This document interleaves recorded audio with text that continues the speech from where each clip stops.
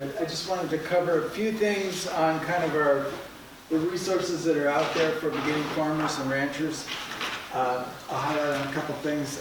One thing I wanted to do, and I know that some in this class before have been able to go out and get a microloan. So there's kind of a little homework assignment here. You can kind of envision yourself completing here. And we'll go over how to fill this out next time you come.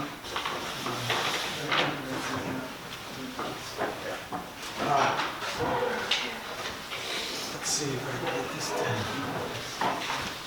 Okay, so one thing I'll just note, there are things on USDA website that go in terms of this discovery tool to talk about where you're at in terms of your farming, what do you need, looking for land. The thing here about beginning farmers and ranchers, that's anyone who's been farming or ranching for 10 years or less. So that falls into a lot of individuals. Also, keep in mind that there's these socially disadvantaged groups here that tend to get more. And I'll just show a few numbers there to show how the benefits are from some of that. One of the things that happened last year was there was debt forgiveness here for socially disadvantaged farmers and ranchers to the tune of about $4 billion.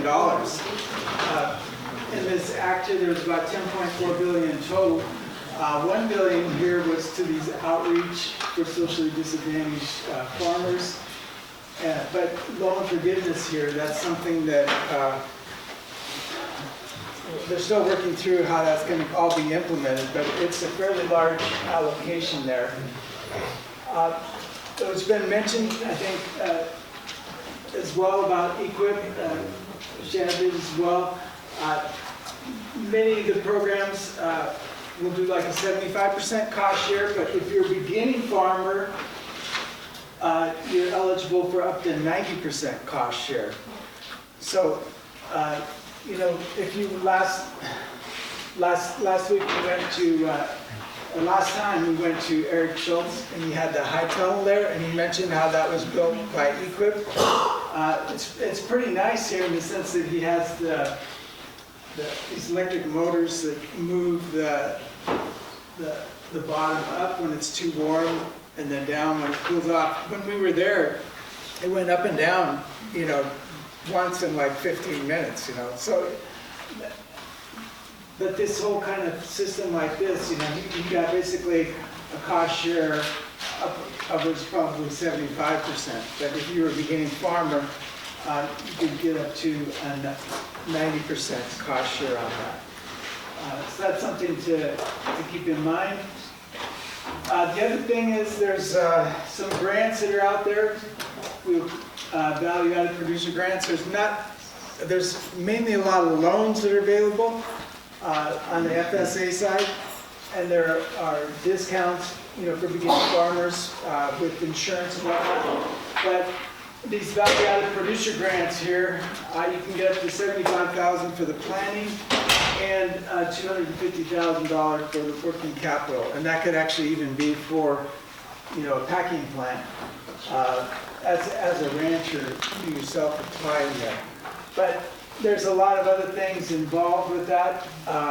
And one thing, I guess, if we look at in terms of this program where it's paid out in the past, how many, where the funds have come from are gone to in like Pinal County here. Let me go back here one. Just in Arizona last year, there was just one of these value-added producer grants. And has anybody heard of the Tiger Mountain Foundation? I don't know. They have it's a BIPOC, a Black, Indigenous, people of color, farmers and ranchers up in the Phoenix area up there. But they're ones that had received a grant last year. Other funds that came here in terms of through USDA, rural development projects. Pinal County here just had two. There's like about $40 million here that came to the state in Arizona. And the two here in Pinal or the Papago Butte Domestic Water Improvement District at 1.3 million, by far the largest. The largest for the state was this 14 million here for the Gila Local Exchange Carrier. I'm not exactly even quite sure what they do, but what's useful about going through these lists is that you can kind of try to get a feel for some of the things that have been funded and the entities that have been funded. You can see there, there's a lot of smaller dollars, and this looks with regards to rural development. Other things where there's discounts for beginning farmers and ranchers and the crop insurance, that falls in line even with the rainfall index, the drought insurance, some of that Shad was talking about. One of the things is that the beginning farmers and ranchers are exempt from the cat fee. It's, $100, it's not a lot, but it is something that there's a 10% premium subsidy added. They can make some adjustments on the crop side in terms of the transition yields to the yields. And you only need 3 years of record for the whole farm revenue projection instead of 5. And one thing that's a little bit confusing here maybe is that you have to be farming for or inactive for less than 5 years in terms of being a beginning farmer to qualify for the crop insurance subsidies there instead of the 10 years. When we think of Farm Service Agency as a lender, they often view themselves as the lender of the first opportunity rather than the last resort.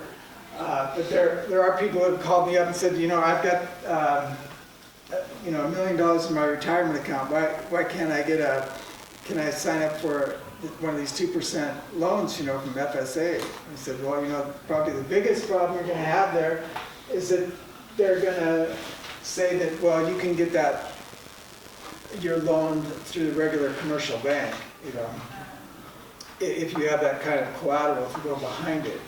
So that's where it gets to be where, I guess you don't want to be too well off when you go in to try to get some of these loans, because they are the lender of last resort in the sense that if you can get your loan from a commercial bank, that's where you would go, in the sense that they're not in the business to try to compete against the regular commercial banks if the commercial bank would take you. The interest rates right now, quite attractive here. 1.5%. This is the lowest, this can go in terms of the farm ownership down payment. But you can see even just on the operating loans, 2.125%. That makes it, fairly attractive for taking on some of these loans here in terms of not accumulating much interest given the loan rates that are there.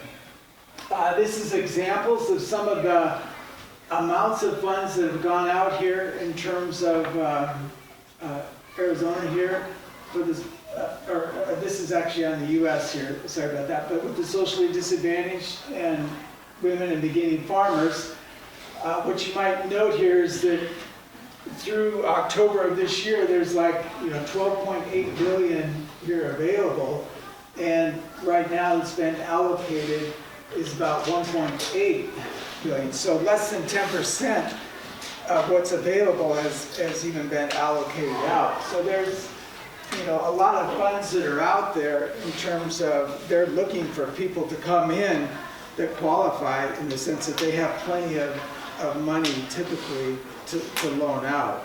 So that's typically not a problem. It's been that way for several years there. Also, in terms of getting preference here as a beginning farmer, 50% are targeted for the direct operating farm ownership. 75% they target. So they are targeting the beginning farmers that are out there. In terms of Pinal County here, where you would go, FSA, Casa Grande here, we have currently Travis Murray and Shauna Anderson. I haven't met Shauna. Does anybody worked with Shawnee yet? I know they just had a change. Shawnee used to be there, and Sean is listed there now. So they have a new change, but you have to work with your local FSA office on all of these Farm Service Agency loans. I just also note that there's a couple, pretty long publications out there that you can walk through if you want to take the time to go through it on things in terms of how to get into what to do on more specifics for FSA loans. And I'm not going to get into all that detail, but I'll just give you a few pieces of information here that hopefully will help you here. Why don't I move up to, also I'll just keep in mind that all these slides will be available on the flash drive I give you next time. So everything that we've gone through in terms of all the presentations we'll have on that drive, as well as some other resources that will hopefully help you out. So you'll have all of that there. But on these operating loans, typically they're for 1 year, annual year. The equipment loans can be up for 7 years. So you could buy a piece of equipment for up to 7 years at the 2.125% interest rate there right now. The farm ownership loans, up to 40 years, to where you could even be purchasing a farm at the current rate of that 3%. Calvin here, he was a classmate a few years ago here, and he got a microloan. That's what I want to talk a little bit about here. The idea of the microloan is to have a little bit less paperwork and requirements as well that you can qualify for. The maximum you could get is $50,000, but the idea is that to make it a little easier in terms of what you can have to require for these loans. There's a lot of things that it can be used for, as you can see there, everything from irrigation to hoop houses. In terms of here on the ownership loan, it could be with the purchasing of a farm, but it's still limited to that.